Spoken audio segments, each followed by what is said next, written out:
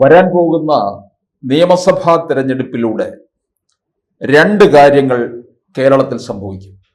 ഒന്ന്, കോൺഗ്രസിനകത്തെ ചില മുതിർന്ന നേതാക്കന്മാർ തഴയപ്പെടും. അവരെ മത്സരിക്കാൻ ഇറങ്ങിയാൽ അവരെ തോറ്റ് അല്ലെങ്കിൽ തോൽപ്പിച്ച് മൂലക്കിരുത്തും. രണ്ട്, കേരളത്തിൽ NDA മുന്നണി ഉണ്ടാക്കാൻ പോകുന്ന മുന്നേറ്റം.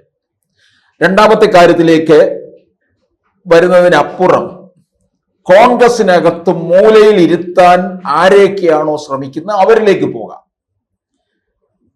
ഇപ്പോൾ ഒരു കോൺഗ്രസിനകത്ത് തന്നെ ആരും പ്രതീക്ഷിക്കാത്ത തരത്തില് ഒരു ന്യൂജൻ വിപ്ലവത്തിലേക്ക് കാര്യങ്ങൾ മാറി എന്നുള്ളതാണ്.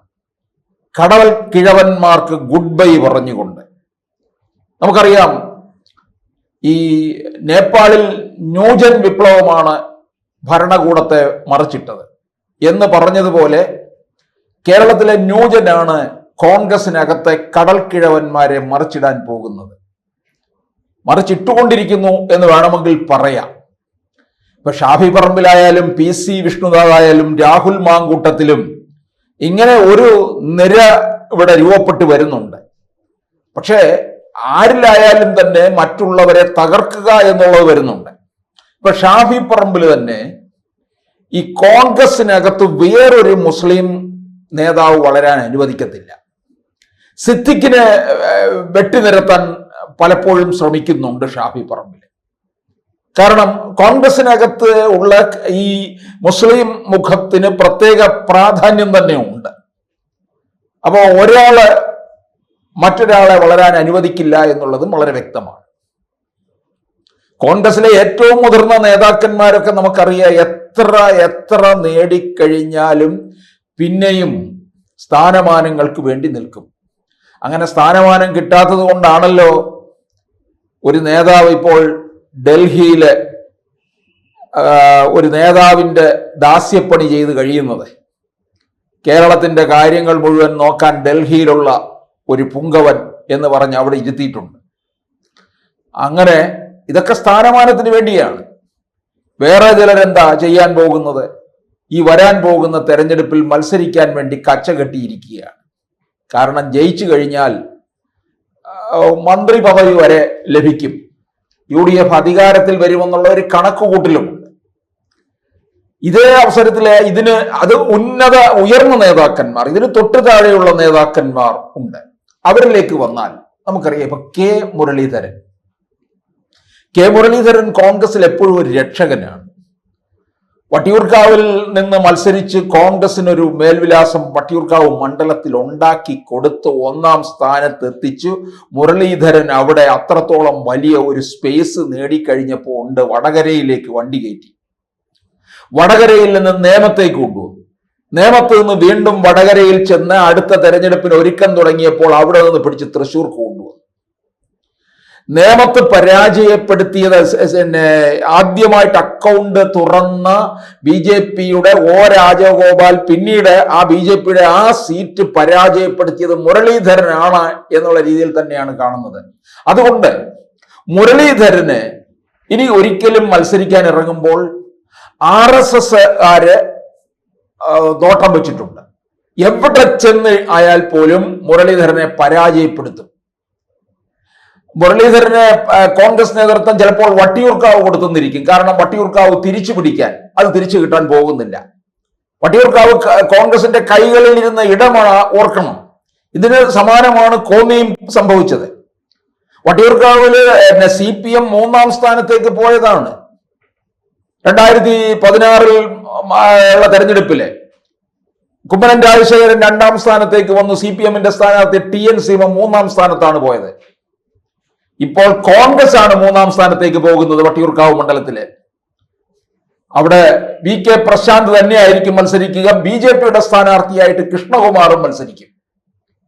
പക്ഷേ കോൺഗ്രസിന് അവിടെ 3ാം സ്ഥാനത്തേക്ക് മാത്രമേ പരിഗണന ലഭിക്കുകയുള്ളൂ. വലിയ ദയനീയമായ തോൽവിയായിരിക്കും. നോക്കണം, വലിയ രീതിയിൽ കൊണ്ടുനടന്ന മണ്ഡലമാണ് മുരളീധരൻ. കൈക്കുമ്പിളിൽ നിർത്തിയ മണ്ഡലമാണ്. അത് കോൺഗ്രസുകാർ തന്നെ ഇല്ലാതാക്കി എന്നുള്ളതാണ്. ഇനി മുരളീധരനെ ഒരു മൂലക്കിരുത്തുന്നതിന് വേണ്ടി കോൺഗ്രസ് നേതൃത്വം ഹൈക്കമാൻഡ് ഉൾപ്പെടെയുള്ളവർ ചെയ്യാൻ പോകുന്നത് ചിലപ്പോൾ വട്ടിയൂർക്കാവ് കൊടുക്കും എന്ന് മുരളീധരൻ ആ അപകടം മനസ്സിലാക്കി. അതുകൊണ്ടാണ് മുരളീധരൻ സുരക്ഷിതമായ മണ്ഡലത്തിലേക്ക് നോട്ടമിട്ടിരിക്കുന്നത്. അതും കോൺഗ്രസുകാർ കൂടുതലുള്ള കോൺഗ്രസിന്റെ മണ്ഡലത്തിൽ വേണ്ട എന്ന് തന്നെ തീർച്ചപ്പെടുത്തിയിരിക്കുകയാണ്. കൂടാതെ ഹൈന്ദവർ കൂടുതലുള്ള പ്രദേശങ്ങളിൽ, അതായത് RSSന്റെ ശാഖകൾ പ്രവർത്തിക്കുന്ന ഇടങ്ങളിൽ വേണ്ട. ഇപ്പൊ ഗുരുവായൂർ മണ്ഡലം നോട്ടമിട്ടിട്ടുണ്ട്. തൃശൂർ പാർലമെന്റ് മണ്ഡലത്തിൽ ഗുരുവായൂരിൽ സുരേഷ് ഗോപി അവിടെ 2ാം സ്ഥാനത്തായിരുന്നു. കാരണം മുസ്ലിം വിഭാഗത്തിന് വലിയ മെജോറിറ്റി ഉള്ള ഒരു മണ്ഡലമാണ്. അതുകൊണ്ട് അത് സുരക്ഷിതമായിട്ട് കാണുന്നുണ്ട്. കോൺഗ്രസ്സുകാർ കയറി പാരവെക്കത്തില്ല. മുസ്ലിം ലീഗിന്റെ മണ്ഡലങ്ങളിൽ ഒരിക്കലും പാരവെപ്പോ പാലം പണിയോ നടക്കില്ല. ഈ മലബാർ ഭാഗത്ത് നിന്ന് കോൺഗ്രസ് നേതാക്കളൊക്കെ ജയിക്കുന്നത് ആരുടെ പിന്തുണയോടുകൂടിയാണ്? മുസ്ലിം ലീഗിന്റെ പിന്തുണ ഉള്ളത് കൊണ്ട് മാത്രമാണ്. അപ്പോൾ അവിടെ നിന്ന് ഉള്ള ഇടങ്ങളിലാണെന്നുണ്ടെങ്കിൽ സുരക്ഷിതമായി നിയമസഭയിലെത്താം. ഇനിയിപ്പോൾ മുരളീധരൻ നോട്ടമിടുന്ന മറ്റൊരു മണ്ഡലമാണ് ലീഗിന്റെ കയ്യിലിരിക്കുന്ന തിരുവമ്പാടി. തിരുവമ്പാടിയില് യഥാർത്ഥത്തിൽ അത് ലീഗിന്റെ സീറ്റാണ്. ഇപ്പോൾ അവിടെ ജയിച്ചിരിക്കുന്നത് CPM ആണ്. 3000 വോട്ടിന് താഴെ മാത്രമാണ്. ഭരണവിരുദ്ധ വികാരം ഒക്കെ ഉള്ളത് കൊണ്ട് അത് തിരിച്ചു പിടിക്കാമെന്ന് ലീഗ് കണക്ക് കൂട്ടുന്നുണ്ട്. കോൺഗ്രസിന്റെ സ്ഥാനാർത്ഥി നിന്നാലും അത് തിരിച്ചു പിടിക്കാമെന്ന് കണക്ക് കൂട്ടലുണ്ട്. അങ്ങനെയാണെങ്കിൽ തിരുവമ്പാടിയിൽ മത്സരിക്കാൻ മുരളീധരൻ നോട്ടമിട്ടിട്ടുണ്ട്. ഇതിനു മുമ്പ് തിരുവമ്പാടിക്ക് നിരവധി അവകാശികൾ ഉണ്ടാകാം. കാരണം ജോസ് കെ മാണി വിഭാഗം UDFിലേക്ക് വന്നാൽ കുഞ്ഞാലിക്കുട്ടി പറഞ്ഞു വെച്ചിരിക്കുന്നത് തിരുവമ്പാടി മണ്ഡലം കൊടുക്കാമെന്നാണ്. കാരണം ജോസ് കെ മാണിക്ക് ഇപ്പോൾ സേഫ് ആയിട്ടുള്ള ഒരു മണ്ഡലം ഇല്ല. പാലയിൽ അത് UDFിലേക്ക് വന്നാൽ അത് മാണി സി കാപ്പൻ തന്നെയായിരിക്കും മത്സരിക്കുക. ഇനി LDFിലാണ് ജോസ് കെ മാണി തുടരുന്നതെങ്കിൽ പോലും പാലയിൽ നിന്നാൽ പരാജയമായിരിക്കും. കടുത്തുരുത്തി എന്തായാലും മോൻസ് ജോസഫ് വിട്ടുകൊടുക്കത്തുമില്ല. മോൻസ് ജോസഫിനെ പരാജയപ്പെടുത്താനും കഴിയത്തില്ല. അങ്ങനെ വന്നപ്പോഴാണ് ഈ തിരുവമ്പാടി മണ്ഡലം കൊടുക്കാൻ ലീഗ് തയ്യാറാകുന്നത്. ലീഗ് പല വിട്ടുവീഴ്ചകൾക്കും തയ്യാറാകുകയാണ്. കാരണം 2026 അധികാരത്തിൽ വരണം. ഇനിയും അവിടെയാണ് ലീഗ് അതുകൊണ്ട് സീറ്റ് പോലും വിട്ടുകൊടുക്കാൻ, ഇപ്പോൾ കോൺഗ്രസിന് ഒരു സീറ്റ് വിട്ടുകൊടുക്കാൻ തയ്യാറാകുന്നുണ്ട്. ഇപ്പൊ ഗുരുവായൂർ വിട്ടുകൊടുക്കാൻ തയ്യാറാകുന്നുണ്ട്. അപ്പോൾ ഇവിടെ ലീഗ് സീറ്റ് വിട്ടുകൊടുത്തു കഴിഞ്ഞാൽ മുരളീധരൻ അവിടെ മത്സരിക്കുകയാണെന്നുണ്ടെങ്കിൽ, കാരണം അവിടെ ആകുമ്പോൾ ഈ RSSന്റെ ഉപദ്രവമൊന്നുമില്ല. RSS മുരളീധരന്റെ പിന്നാലെ പോകും.